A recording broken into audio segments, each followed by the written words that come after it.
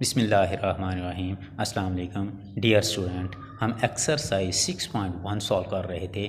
उसका आज हमने question number 2 part number 5 solve करना है। क्वेश्चन नंबर 2 में क्या बताया गया है कि find HCF of the following expression by factorization method, यानी कि हमारे पास अलजेब्रिक एक्सप्रेशन गिवन हैं, हमने उनका HCF फाइंड आउट करना है यूजिंग फैक्टराइजेशन मेथड। तो दो एक्सप्रेशन हमारे पास इस क्वेश्चन में गिवन हैं। तो सबसे पहले हम फर्स्ट वाली को सॉल्व करते हैं।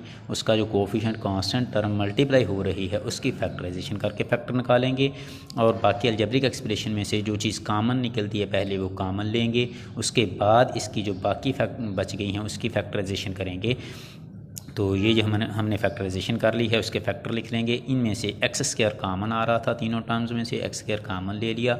उसके बाद अंदर वाली एक्सप्रेशन की हमने फैक्टराइजेशन की है कि इस फर्स्ट को 3 के साथ मल्टीप्लाई करवाते थे तो -6 एक्स स्क्वायर आता था हमारे पास। अब हमने दो ऐसी वैल्यू लिखनी है जिनको मल्टीप्लाई करवाओ तो -6 एक्स स्क्वायर आए, और ऐड सब्ट्रैक्ट करो तो +5 एक्स आए।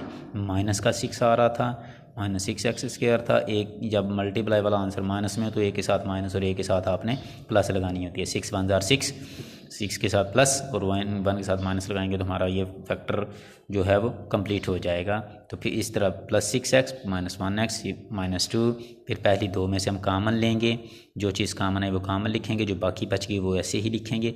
और दूसरी में दो में से टर्म में से भी कामन लेंगे। अगर ना कोई कामन आए तो 1 कामन ले लेते हैं। -1 कामन लिया गया है तो अंदर वाला साइन चेंज हो जाएगा। ब्रैकेट के अंदर सेम वैल्यूज़ बन गई हैं, ब्रैकेट वाली कामन लेंगे, जो ब्रैकेट के बाहर है उसको एक ब्रैकेट में क्लोज कर देंगे। इस तरीके से हमारे पास ये इसकी फैक्टराइजेशन हो जाएगी। सेम प्रोसीजर अगली एक्सप्रेशन पर अप्लाई करना है। 54 की फैक्टराइजेशन की फैक्टर ढूंढे, इसमें से कामन लेंगे, x कामन आ सकता है। फिर हमने इस 27 था, इसको 3 की पावर 3 लिख सकते हैं फैक्टराइज करके। जब हम इस 3 की 3 x की 3 -1 की पावर हम 3 लगा सकते हैं फार्मूला कंप्लीट करने के लिए। तो ये हमारे पास आइडेंटिटी कंप्लीट हो गई है। फार्मूला के मुताबिक इसको एक्सपेंड करेंगे तो हमारे पास इसकी फैक्टराइजेशन हो जाएगी। उसके बाद फिर हमने क्या करना है, इनकी ओरिजिनल वैल्यू लिखनी है और उनके सामने एक्सप्रेशन लिखनी है, उसके सामने उनकी फैक्टराइजेशन फॉर्म लिखनी है। इनमें से फिर हमने कामन ढूंढ लेने हैं, जो दोनों में होंगे वो कामन लिख लेंगे और इन कामन को ही हम मल्टीप्लाई करवा देंगे तो ये हमारे पास HCF आ जाएगा। उसके बाद नेक्स्ट क्वेश्चन नंबर 4 हमने करना है कि find LCM of the following expression. यही क्वेश्चन हमने क्वेश्चन नंबर 1 में वैल्यूज़ थी और उनका HCF फाइंड आउट करना था। आज हमने इसका LCM फाइंड आउट करना है। तो कैसे करेंगे हम, पहले हमारे पास दो एक्सप्रेशन गिवन हैं, फर्स्ट वाली सॉल्व करेंगे, उसकी फैक्टराइज फॉर्म बनाएंगे। फैक्टराइज फॉर्म कोफिशिएंट जो कांस्टेंट कोफिशिएंट था उसकी हम फैक्टराइज करके हम फैक्टर निकाल लेंगे, और जो वेरिएबल फॉर्म है उसकी हम पावर को उसके मुताबिक पावर सेपरेट करके हम पार्टीशनिंग करके हम इसके फैक्टर फॉर्म बना लेंगे कि जो चीज़ हम कामन ले सकते हैं उसके मुताबिक x की पावर को हमने कम कर लिया है और साथ जो बच गई थी वो भी साथ लिख दी है। इसी तरीके से नेक्स्ट फैक्टर जो है एक्सप्रेशन वो भी ऐसे ही फैक्टराइज करेंगे। कोफिशिएंट की जो है हमने फैक्टराइजेशन कर ली है, फैक्टर लिख लिए हैं और वेरिएबल की पावर्स को सेपरेट कर दिया है। फिर हम क्या करेंगे, ओरिजिनल लिखेंगे, उनके सामने इसके फैक्टराइजेशन फॉर्म, फिर इसमें से हम कामन ढूंढेंगे, जो कामन है वो कामन लिखेंगे और अब साथ नॉन कामन फैक्टर भी लिखेंगे, क्योंकि LCM common factor multiply non common factor, तो इसका हम नॉन कॉमन फैक्टर भी साथ ही लिखेंगे।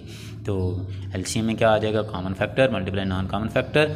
तो कॉमन फैक्टर और मल्टीप्लाई इनको मल्टीप्लाई करवा देंगे, कांस्टेंट टर्म में आपस में मल्टीप्लाई हो जाएंगी, वेरिएबल की पावर ऐड हो जाएंगी, तो ये हमारे पास LCM बन जाएगा। सेम पार्ट यही है, आपने सेकंड पार्ट भी ऐसे ही सॉल्व करना है। 3 एक्सप्रेशन गिवन हैं, तीनों की फैक्टराइजेशन कर देनी है। पहले हमने फैक्टराइज करने के बाद फिर हमने तीनों को क्या करना है, उनके ओरिजिनल एक्सप्रेशन के सामने उनकी फैक्टराइज फॉर्म लिखनी है। फिर कॉमन फैक्टर ढूंढने हैं, common x y z common आ जाएंगे और 17 कॉमन आएगा। बाकी जो रह गए हैं ये नॉन कॉमन है, ये x y और z रह गया है, ये नॉन कॉमन है, ये नॉन कॉमन में आएंगे। फिर LCM का फार्मूला लगाएंगे, product of common factor multiply non common factor, तो उनको मल्टीप्लाई करवा देंगे तो हमारे पास LCM आ जाएगा। तो आज के लिए इतना ही काफ़ी है। यही आपका होम असाइनमेंट है, एक्सरसाइज 6.1 क्वेश्चन नंबर 2 5 पार्ट और क्वेश्चन नंबर 4 होमवर्क आपने करना है। अल्लाह हाफिज़।